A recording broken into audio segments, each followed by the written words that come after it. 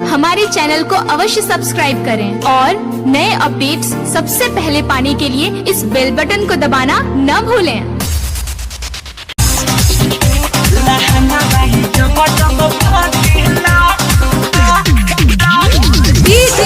राकेश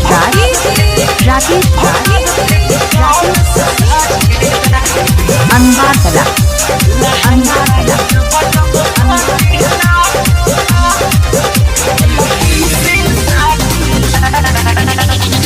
सुख सुमार मंगर भी बरईनी तब मरद सखी लेढ़ा हो पैनी ए सब अरे सुख सुमार मंगर भी बरईनी तब मरद सखी लेढ़ा हो पैनी कि जब बोलिला तो उलटे में डांटेला लहंगा बाई जब जब फाटेला भातार के बिकॉल से साटेला लहंगा बाई जब जब फाटेला भातार ये लपी से साटेला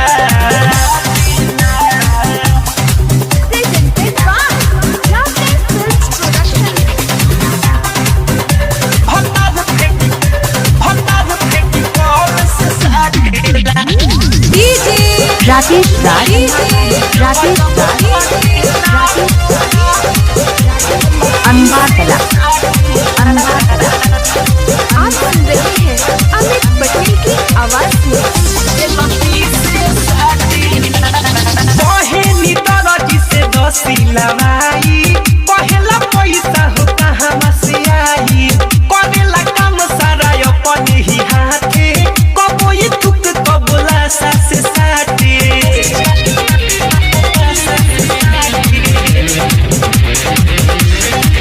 बहेनी तरजी से दसिलवाई पहला पैसा हो कहाँ से आई करेला काम सारा अपने ही हाथे कबोई थुक कबोला सासे साटे कि रोज हमारो दिमाग सखी चाटेला लहंगा बाई जब जब फाटेला भातार फेविकॉल से साटेला लहंगा बाई जब जब फाटेला भातार सखी टेप से साटेला राकेश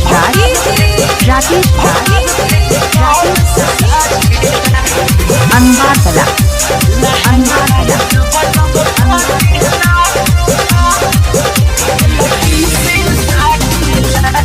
तनी करके नहीं बाटे उजादा पक बियाह फस गइनी रे दादा फाड़ेला चोलिया जमावेला बूता चुसेला दिन भर मुँह में अंगूठा